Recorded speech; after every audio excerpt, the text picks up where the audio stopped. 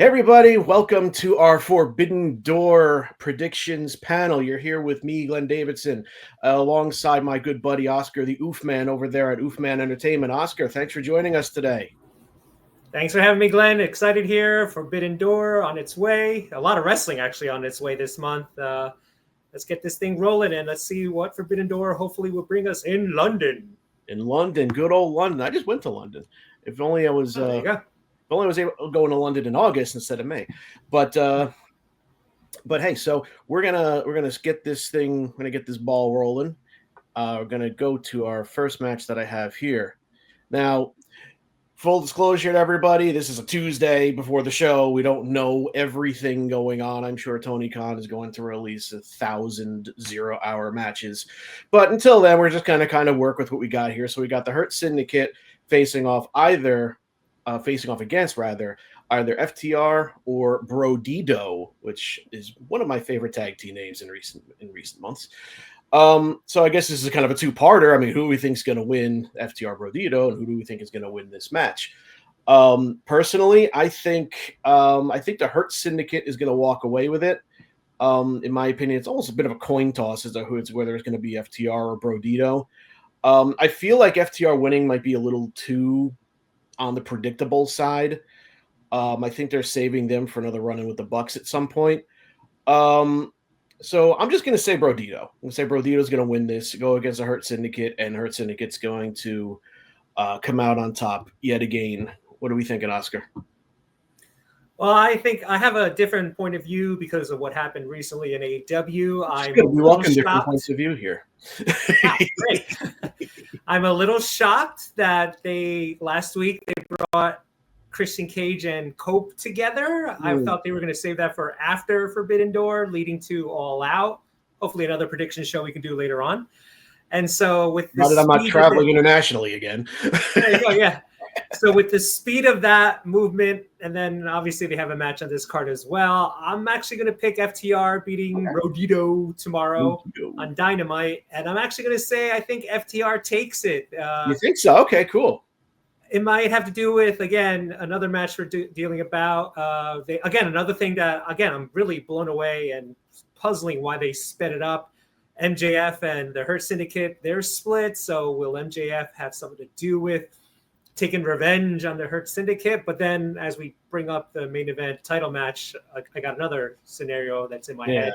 So it's just interesting why it's moving so fast. I get it. Tony Khan wants to get the best out of his shows and all that, but it just feels like some storylines are moving so fast. So for this match only, I'm going to say for tomorrow, FTR takes it, but then I'm going to go with FTR winning the tag titles somehow. I don't know how you do it. Again, does MJF cost the Hurt Syndicate, or does something happen? But I'm just predicting FTR will walk out of London with those tag titles, and we'll talk about what's going on later with the other tag match.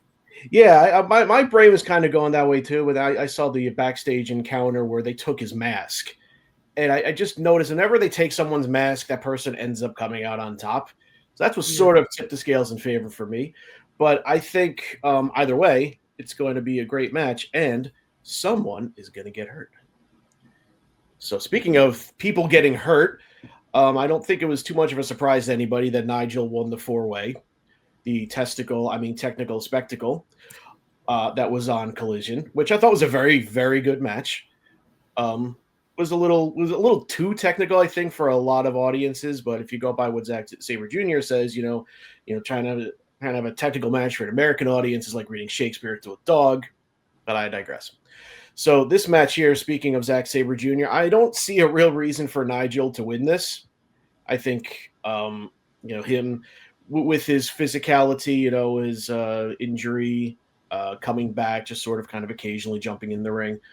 And at the same time, Zack Sabre Jr. has kind of laid down quite a bit for AEW in recent years. So I think they're going to give him the win here. But I also think that we're going to see some shenanigans from Danny Garcia. He did not look very, very happy at the end of that match. What's your thoughts on that? Yeah, I agree with you. It was kind of obvious, like you said, Nigel was going to take it. It's good to see him again. Understandable. He doesn't, like you said, he doesn't wrestle that much. But I think this should be a good one. Zack Sabre Jr. is going to pull out the best out of Nigel and vice versa.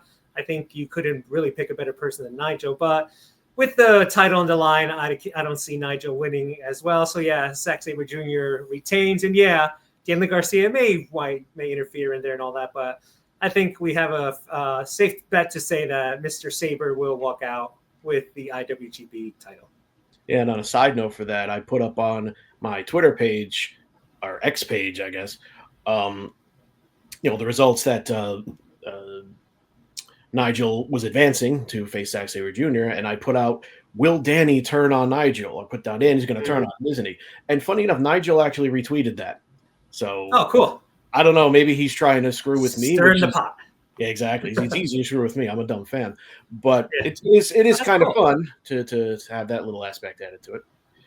Cool. So, on to the next match here. These are in no particular order. These are not in any order I think are going to happen. But I believe they will happen. That's one thing, unless some backstage shenanigans take place.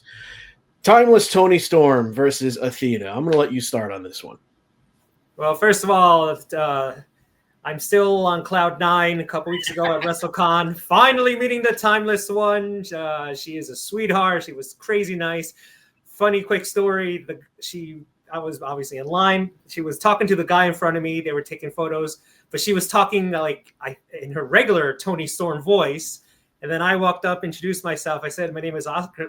She's like, Oscar? I'm like, yeah, like the award. And then she kicked into the Timeless character. She's like, oh, like the award. I'm like, I freaking love you. Toni is amazing. Got a picture with her, hugged her, asked for a hug first. I asked first. Of course. Hugged her, told her I'm a fan.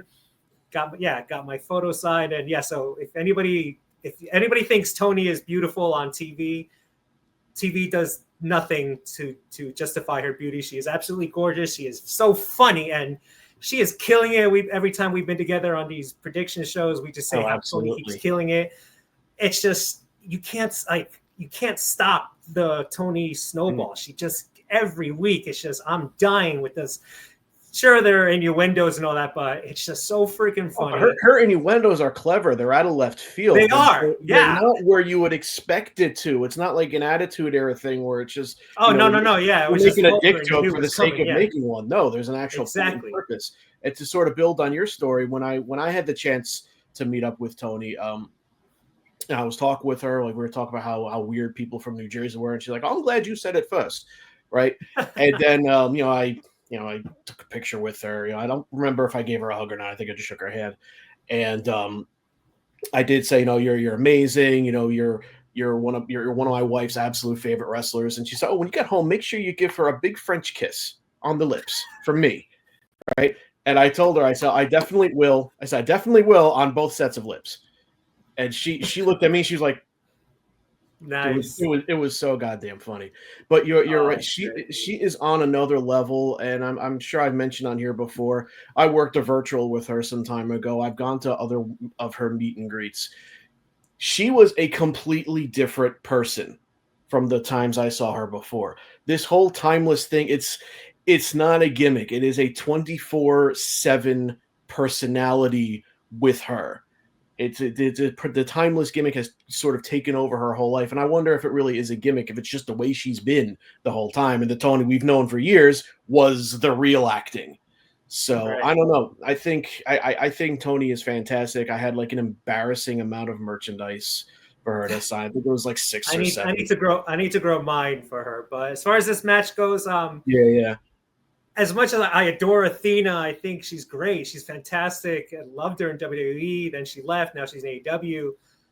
We're going to talk about it when we talk about the other contract that's being cashed in. As we know, Athena is cashing in her contract, signing the contract for the match. So my thing is, are they really going to have both contracts holders lose? Because I would have actually gone with Athena here to actually dethrone Toni. However, because of what's on Athena's shoulder I don't want to say it's holding her back, but she's still the ROH Women's Champion, 1,000 days or something, whatever, Grand Champion, whatever they call her. So if she didn't have the title, I would have been like, you know what, this is it. I think they're going to pull the trigger. But because she has the ROH Women's title and we already have 8 belts Monet, now we're going to have 2 belts Athena.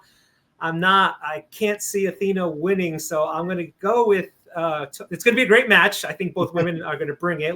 I know they can. Tomorrow they have the tag match, Alex and Tony versus Mercedes and Athena. We'll get a little preview of there, little tingle, or in Tony's words, we're going to see the trailer, and then Sunday we get the grand premiere. But I think this is going to be a great match. Both women can bring it, but because of Athena still being ROH champion, I'm going to say that Tony retains her championship, and then she's like we said, this character. I'm sure when they came up with it, they had their ideas and all that.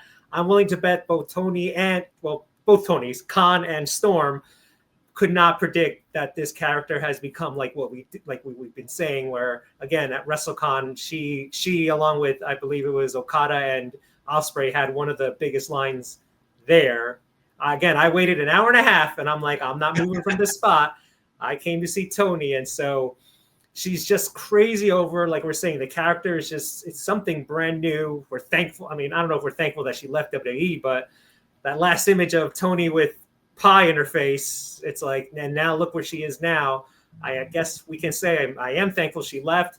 She's killing it with this Storm character. And again, because Athena still being ROH champion, women's champion, I'm going to give this to Tony Storm retaining. And then again, kind of like with another match with Mercedes in the TBS title, who can take the title from Tony right now? And right now, no one. They should build somebody up. But for this match, still going to be a great match, but timeless. Tony retains.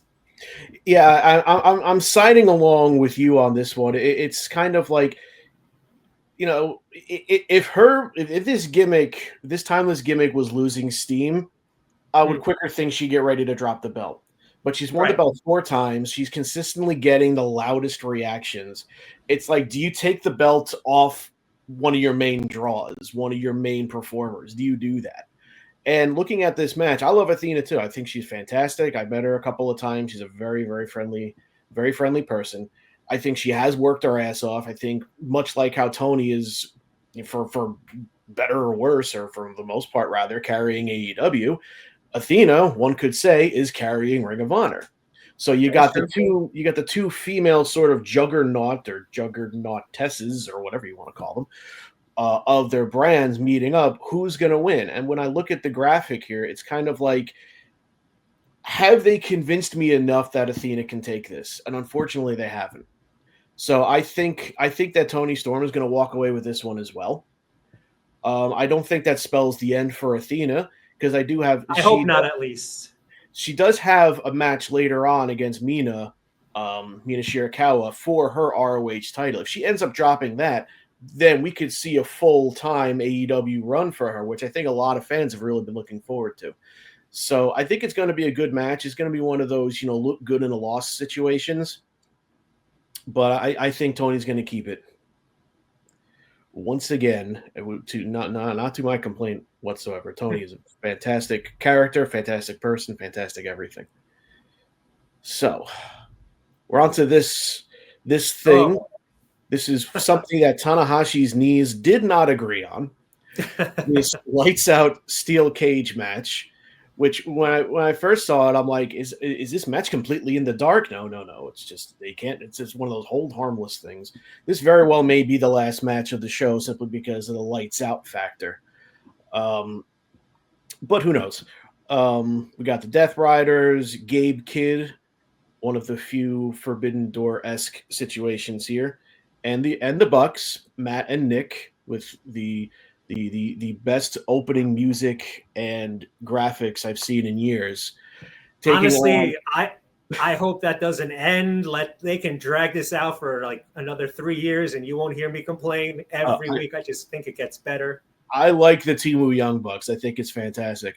And the great thing, when you go to live shows, even on the website, they have this like really crappily, hastily made merchandise that sells for half the price of all the other ones. So you could buy it for like $20, which to me is still a lot for a shirt, but still it's cheaper than the other ones. Taking on the team of Darby Allin, Hiroshi Tanahashi, Will Ospreay, and the Golden Lovers, Kenny Omega and Kota Ibushi. Match, the card placement on this to me really matters to me. I feel like if it's earlier in the show, the bad guys take it. If it's at the end of the show, we're going to close on a positive note. I don't see like this match to me just kind of looks like it's just going to be like pure fun on a stick, and it's almost not going to matter from a match standpoint who actually wins this. I mean, in theory, Moxley has a little bit of retribution coming up, or Darby, I should say, has some retribution coming up for trying to do what the Death Riders have done to everybody, and he's been on Moxley's ass for a while. But that said, even though I want to side with the Death Riders, I think we're going to end this on a high note because you got Omega, you got Tanahashi in his last year. Will Ospreay, of course, we're in London, so that also matters. I think the good guys are going to take this one. What are you thinking? Yeah, it was interesting when a couple weeks ago on Dynamite, Ospreay announces that he was being a bad boy and he didn't tell AEW management about his neck.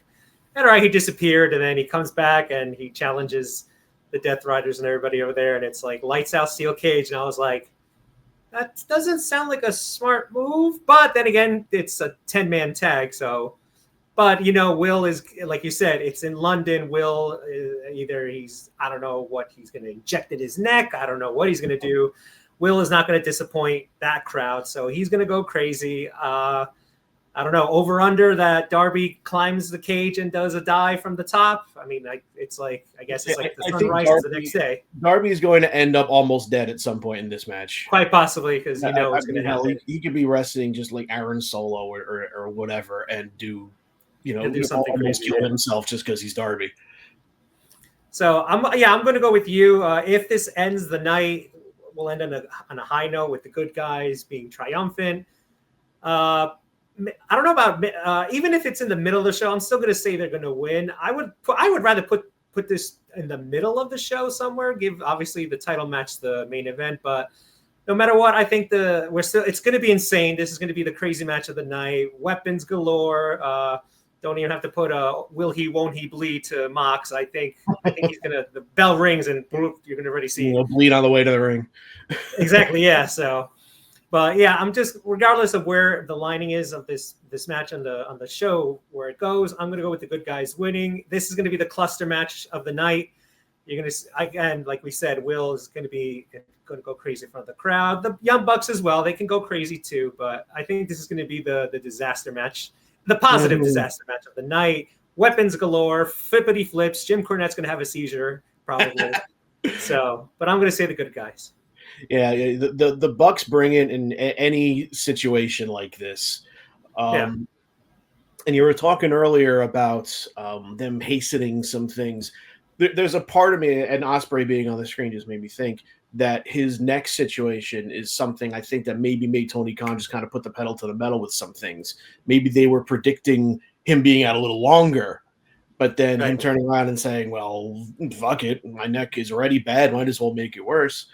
But, when I met him at WrestleCon, we were just talking about, I told him about how he does all this crazy stuff, and he's like, I got to be careful of my neck. So I feel like Will Ospreay, the man, is cognizant of what's going on with him. And I wonder, how much of him not telling management about his neck is a work or not.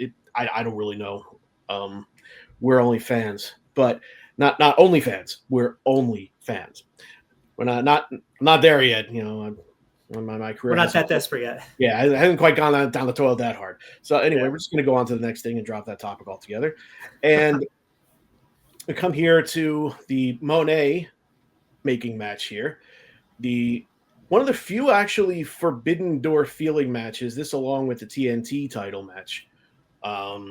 Monet against Alex Windsor, who's probably one of my favorite new ones they've signed recently. And Persephone from CMLL. And as of this taping, we're not sure of who is coming from Stardom. And I wonder if they're going to keep that a big secret until the day of. So I'll let you take this one. Who do you think from Stardom is going to come up? And who do you think is going to win this one?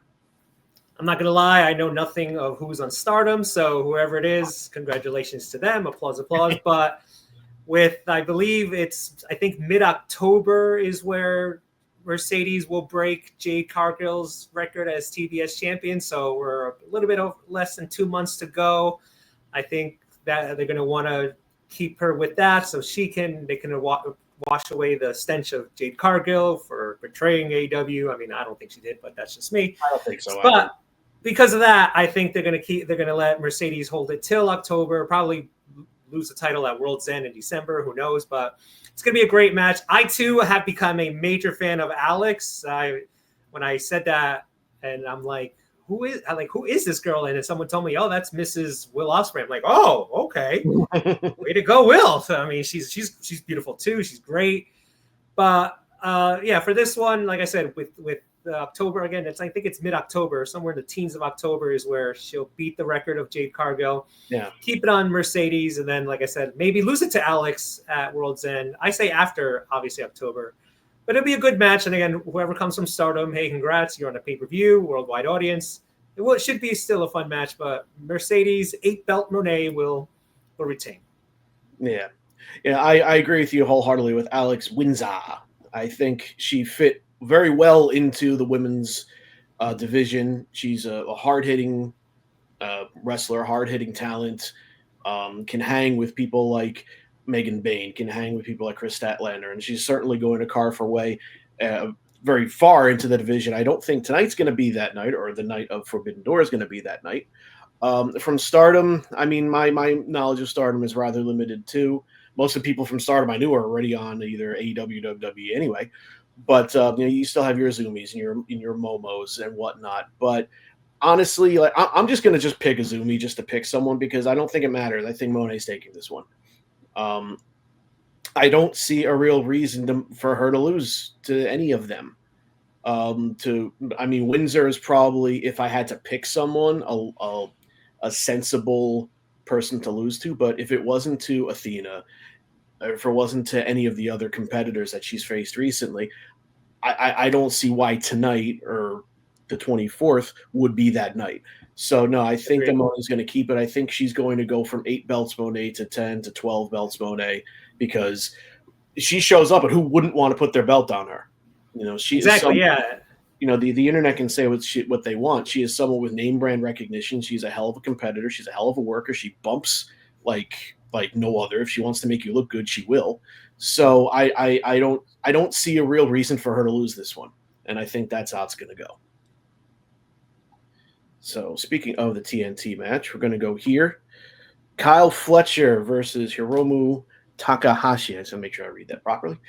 I got to say, Kyle Fletcher is probably like the most improved guy they've had on their roster for like the past couple of years now. The guy is a freaking tank. His moveset, his athleticism has jumped exponentially rather. I'm actually kind of wondering why it took so long for them to put a belt on him. He's one of the few people who was next to Bret Hart can rock pink and rock it very well. So with this one, I think it's a slam dunk for Kyle. He definitely wins this one. What do you think? Yeah, I agree. He retains the title. And yeah, like you said, it's been, I'd say probably, a couple of years, maybe a year and a half or so where it's like, all right, they're doing something with Kyle. And you would figure a title would go on him. And of course, certainly not when we used to have the international title, but it's like, okay, maybe he would do some justice for the TNT title. They put it on Dustin, but it's like, all right, eventually I too just knew that Kyle would eventually get the TNT title. Yeah, the Dustin win was because they were in Texas, and that's kind of a thank you win.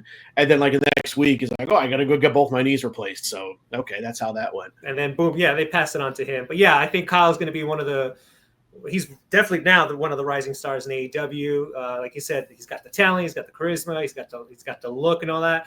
He's got sky blue, so, hey, more reasons to hate him. No. But God bless him. But, yeah, hey. But, it's still going to be a great match. Both guys are going to go insane and all that. But, yeah, Kyle retains the TNT title. So. Yeah, absolutely. But, yeah, he is certainly the most improved. I mean, like, we're looking at a world champion either next year or the year after. I think years, yeah. I think more the year after. He recently re-signed a long-term deal with them, so he's got He did, a yeah. lot So, of he's a lot. He's got a lot of room to grow, and even though he has a belt now, it's kind of like. And I was just saying, like, why is it taking so long? It's kind of good that it's taken so long because now we've seen him fully evolve, fully progress into the beast that right. he is. You also don't want the too what is it, the phrase, too fast too soon, Oh yeah, absolutely. When they just started to push him and boom, they give him the title. It's like, no, let him build himself up a little bit. And now he gets this mega heat, obviously with Don Callis, but he gets crazy mega heat, and he's doing a good job. I think he's doing a great job, actually. As the kids say, let him cook. There you So go. I'm going. Speaking of Don Callis, his other Ah, person that he backs up, manages. I don't know what the right word is. Everyone's favorite bitch, Kazuchika Okada against Swerve Strickland.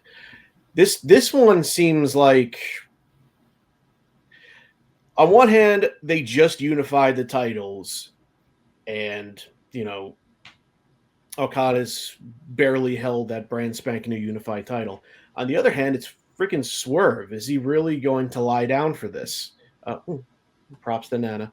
I drop everything I'm doing for that. there you go. You gotta. Two things I definitely do when I'm watching AEW: drop everything and dance along to. It's the Nana dance and the CEO dance. Absolutely. But anyway, for this is a tough one, man. I'm like, Yeah. this one I'm totally 50-50 on. And in my mind's eye, it's really just a matter of a coin toss, which I guess, is kind of coincidental for Okada there, the Rainmaker. You But I'm going to say Okada. I need to pick somebody. And the rationale behind that is he just won the belt. What do you think? Yeah, this is his first title defense since, like you said, since All In. Speaking of the Mercedes dance real fast, I just remember Tony Storm doing it at All In. Oh my goodness. She's great. Anyway, moving on. Yeah, I love Swerve. Okada is, it's like you just know the bitch is coming, and when he says it, I die every single time. Even though you know it's coming, I am bursting in tears when he says it. It's all in the delivery. Swerve is freaking phenomenal. I can't wait till he's AEW champion, which I know he'll be again. He's got the crowd in the palm of his hands. Like you said, it truly is a toss-up when you knew this match was going to happen, and then when they booked it, it's like, oh crap, who the hell's going to win? But I'm with you. It's Okada's, his first title defense.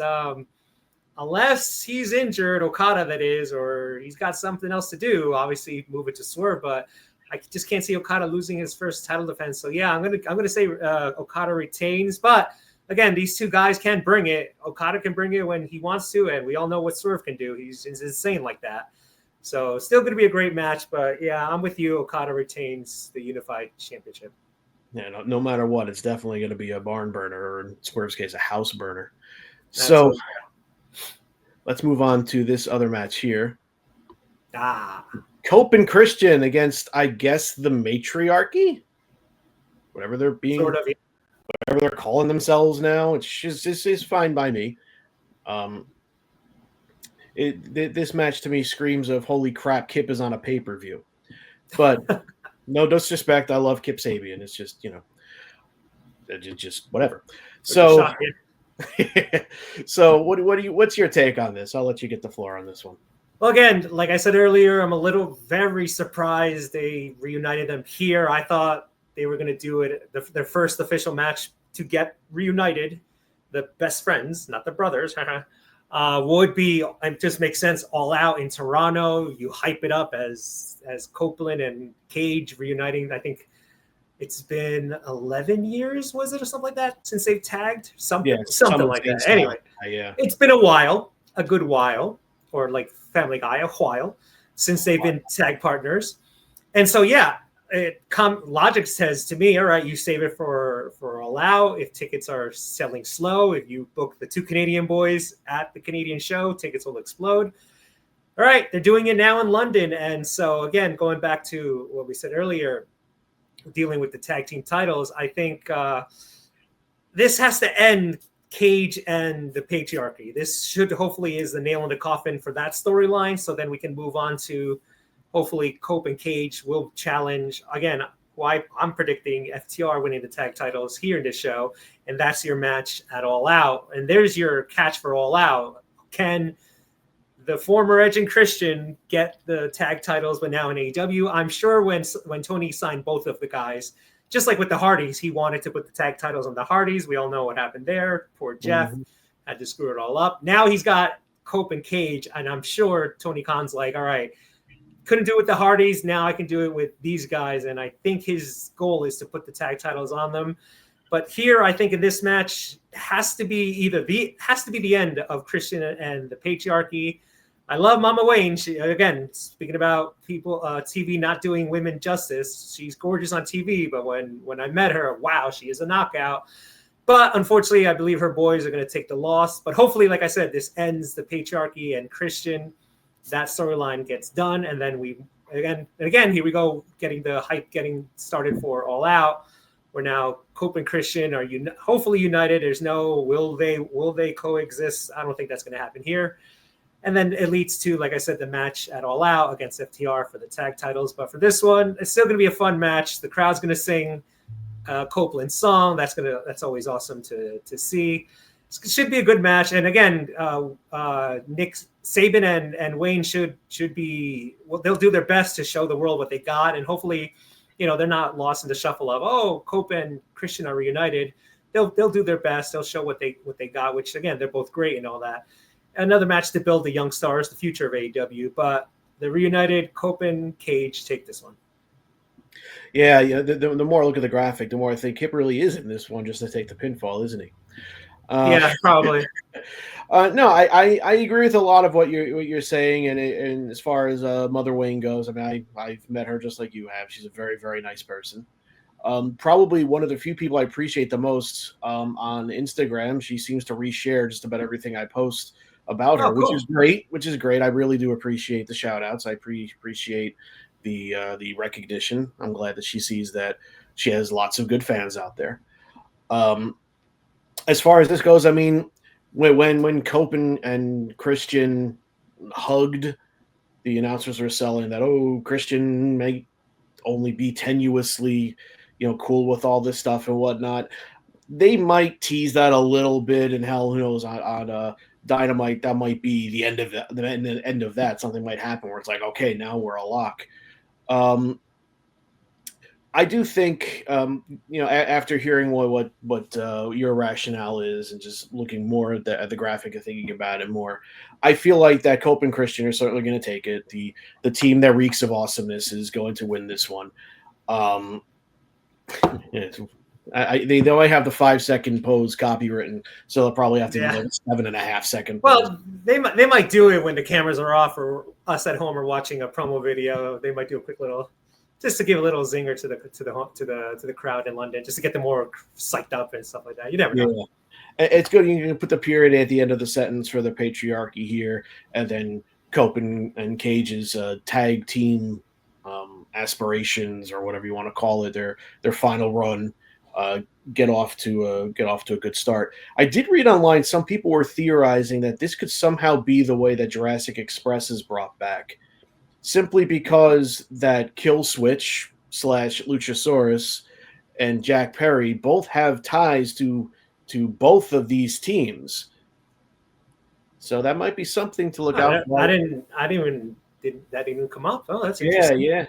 I mean, I don't know if that really, how much is going to matter as far as the match results go, unless one of them gets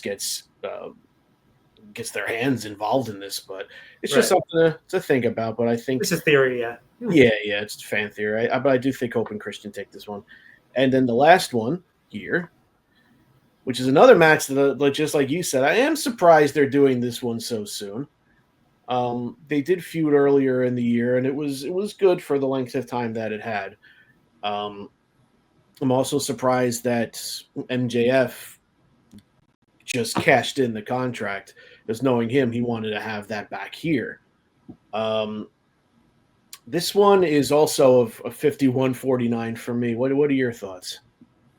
Yeah, it goes back to, like I said earlier, with Athena, like, would they, not that it may downplay the contract, winning the contract, because even in WWE, just because you win Money in the Bank, will you really win the title? I mean, there's the obviously the list of winners outdoes losers, but there's Or still that chance. Damian Like Sandow. there you go, Damian Sandow. I'm still upset at that one. His briefcase they made for him, that looked awesome. I'm like, okay, if you sell that, I might buy one. Look very professional and all that. So again, yeah. So as much as I do love Athena and all that, I think Tony's beating her. I'm with you. I'm more going 50-50 because on one hand, all right, you just got the title. You did your own Avengers ending at All In with Hangman and with the Death Riders, and yeah, he brought the belt back, great on the high. And then on the flip side is like, again, will you have your other contract person lose? So what do? Do you change the belt? Like if MJF wins, it's maybe because he uses the diamond ring, or going back to another match we spoke about earlier, is this again, because is it a work as a shoot, the breakup between MJF and the Hurt Syndicate? Do they come down and actually help MJF? So there's so many. This is a mind-boggling one. Probably of all the matches, probably besides, I think, the women's title match, this one is really, I sat here going like, wow, okay, they just gave the belt to Hangman, but MJF, is this real, the Hurt Syndicate stuff, or will he use the ring? So I don't know. So I'm just going to go off of my gut feeling of it's too soon for Adam Page. I mean, the crowd has loved him ever since he won it. So we were talking about Tony, like she's unstoppable with the belt, but do you also take the belt off of her and make her chase it more? But she's too on fire. And I think Paige, we were begging Tony Khan to finally pull the plug on this Death Rider storyline. And the fact that it was Hangman, I think we all appreciated that. And we did support him, and and the crowd went nuts back and all in. So it's really hard to see them just go like, no, Paige, we're going to make you challenge it more. So again, this is just going off the gut, literally a coin flip, kind of like Okada and Swerve. But I'm gonna say that Paige does retain. But if it goes either way, I'll still be all right with it. It's like literally I have two choices: Hangman or MJF. I'm going with Hangman, but if either or win, I'll be okay with it. Again, more curious if they do make the change and give the title to MJF, how are they going to, it's more that I'm more focused on if that's the way Tony's going to book it, how are they going to get there versus just like, all right, if Adam Page wins, he wins. Cool. But like if MJF wins, is he going to cheat with the ring? Was the Hurt Syndicate breakup a swerve? Who knows? So gut says Adam Page, but I'll be happy either or, to tell you the truth, because MJF as world champ, all right, cool. Hey, he had me when he was champ before. So, but match should be good. These guys are going to be bring the best out of each other. So yeah, gut feeling says Adam Page, ... But we'll be happy either way, really. Yeah, and most of my pretty much all the predictions I've made today, I'm fine with wherever anything goes. It just seems to be that kind of card. But Hangman, I think what we've seen is a better chaser than Champ. I think him trying to go for the belts is going to attract more people than him actually holding the belt. It's just the way he is. But that having been said, I'm just going to kind of side with what I thought about Okada's match. Like he kind of just got the belt. I think it might be a little too soon for him to lose it. But, at the same time, you did bring up some excellent points. Is all this stuff with the Hurt Syndicate and everybody and everything falling apart with them, is that just a way to work or swerve Hangman into thinking that Max doesn't have backup? I don't know. I mean, that aspect of it might come out. But I'm just going to kind of go with my gut, and I think Hangman's going to hold on to it for a bit. Because the first time he won it, one could argue he lost it too soon. So I have a feeling that they're going to let the second title reign for him breathe a little bit. And MJF might be the guy who takes it from him, but perhaps not on Sunday. Not here. Right.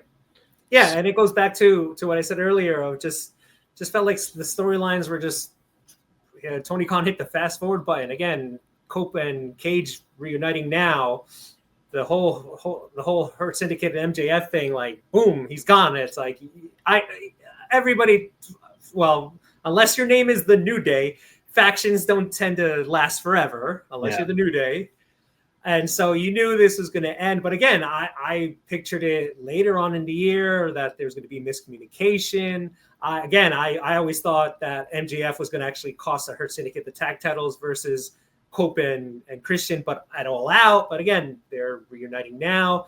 So it just seems, again, Tony just wanted, I guess, to put the best of the best on this card, because I don't know how ticket sales are doing for Forbidden Door, but you always want your pay-per-views or PLEs, whichever you want to call it, to have the maximum capacity of like the best of the best and all that. So maybe that's why I can understand why he sped these things a little bit faster, getting Cope and Christian united, and then the breakup with the Hurt Syndicate and MJF and all that. But I just hope, again, that hopefully, like you're saying, with Adam winning, hopefully he does get a lengthy title reign. I mean, he doesn't have to have a year or anything. Let's stop the year reigns and stuff like that. But hopefully he does hold it a little bit longer. I think guys like Samoa Joe and even Swerve prove that you can have a solid couple-month title reign. Right. And to answer what your thought was, the ticket sales for Forbidden Door are doing very, very well. Okay. There's a good chance they're going to have a very packed house. It's going to be a very loud house, which is going to be crazy. Oh, yeah. The UK crowds are always nuts. They're always really fun. But yeah, I think that they're going to give Paige a little bit more time with this one. Then there's more, and then again, the distraction of MJF with the Hurt Syndicate. Yeah. Will they actually come out? So it does leave you wondering, which is great. I love it when I'm confused going into matches, not necessarily. That very well may be why he's doing a lot of these fast changes to sort of keep us guessing. You know, right? Yeah. People are saying the show's too predictable. Well, here we go. Now we just threw a wrench into it. I hate the whole, like what we went with the whole Seth Rollins thing in SummerSlam. Is it a work? Is it a shoot? Now Karrion Kross is a work. I hate that unpredictability. I like this one where he could go. It's almost like the Royal Rumble, you know? Like, someone could win it, but someone else can, you know? In my opinion, I think even Stevie Wonder knew that Seth Rollins was faking. Right, yeah. Even he could see it. That's the unpredictability I hate. Others love it. Like, oh, no, they're working us, or we don't know what's true. It's like, yeah, but I like the unpredictability of, again, like trying to pick a winner that you're so not necessarily confused, but they've done a good job of confusing you. Where it's like, there's this and there all these factors into like, will Hangman win? All these factors, will MJF win? And that's the confusing factor of predicting things that I like, where they feed you so many good things where it's like, oh, wow, it could honestly go either way. I hate the whole is it a work shoot era, because it's like 9 times out of 10 it is a work. But that's just different confusing. Then the IWC gets involved, and then people's opinions get involved. It's like that I can't stand. But this is the good confusing I like. Yeah, this is contrary to popular belief, AEW does have storylines. It does. People actually pay attention. I'm aware. And drop that false narrative that there's no stories. There's plenty. So they give you so much, like with your call it like a dinner plate. There's so much on there where it's like, all right, good. I'm confused in a positive way, not in a they're working the crowd, and I hate that. I love the fact that, again, they give you the storyline. There's little things you got to pay attention. You got to pay attention to little things on the outside. All right, and now I'm confused in a good way. Like, oh, it could go either way. Versus, again, we've said it before. Predictability is not a bad thing as long as it has a great ending. But something like this, something like Okada Swerve, something like even Tony and Athena, it's good confusion. Like, all right, I'm really invested. And honestly, could go either way. And like I said for this match, if either or win, I'm happy with that. Not like, oh, it better be this person, and if it's not, I'm canceling. It's not, I can play it online. Yeah, or I'm canceling HBO Max, which I won't because I love HBO Max. So it doesn't lead me that way. It leads me to like, oh, okay, and then now I'll tune into Dynamite after Forbidden Door, and then like, all right, Tony, you got my attention. Where are we going from here? That is the cool confusion, I like to call it, where I'm not ripping my hair out or I'm going like, oh, and I give up automatically. It's good to be able to watch it and just purely watch it and just enjoy what you're about to be presented. You know, there are a lot of fans. I'm guilty of this as well. This is what this panel is a predictions panel. A lot of people try to predict everything, and they judge whether or not something's good on whether or not it's predictable. I mean, there are a lot of movies that are about true things that have happened where I know the ending, but you know, like with Oppenheimer, they dropped the bomb. I know the ending. how did they get there? How did they weave it? How Wait, did they you're saying the Titanic did sink? It did sink, yes. What? It Mind was not. blown, yeah. It was not just clever CGI. Well, that movie was just clever Oh, CGI, but not the real yeah. incident.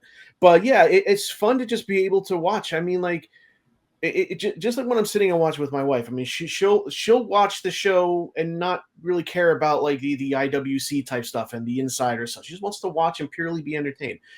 That's what a good show is, and it boils my balls sometimes when they try to redefine the whole storyline, kayfabe, what's real, what's not type situation, like what WWE is doing with the Unreal show. I can't stand that because they're now trying to take the idea of kayfabe and flip it over.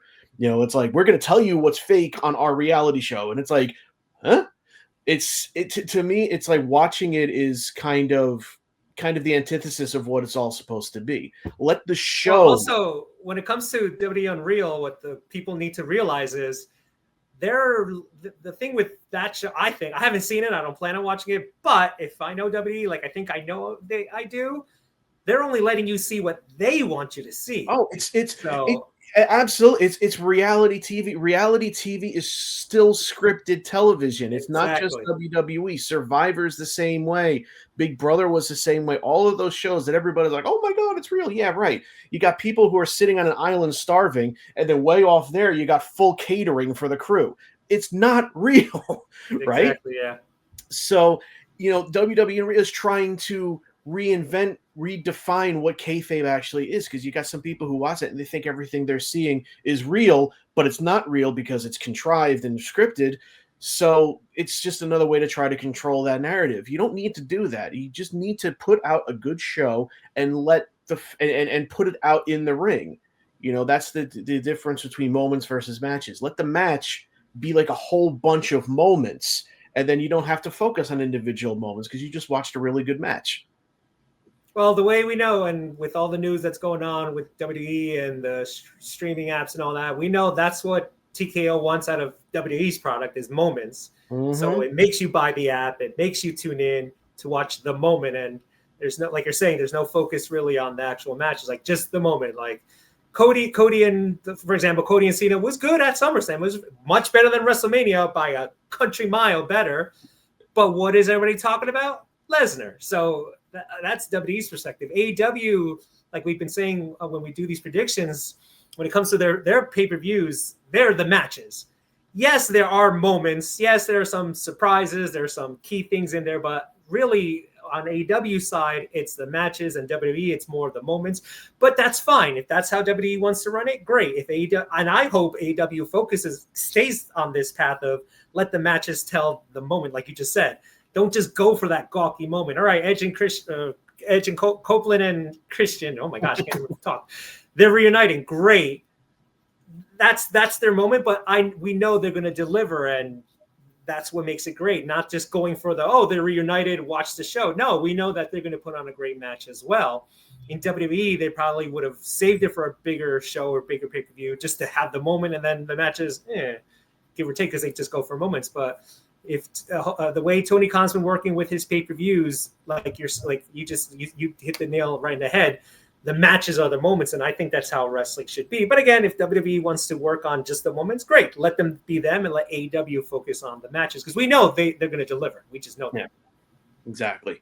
So I think we will end it there. The matches are the moments, folks. Thank you all for joining us, and we'll see you for the next one.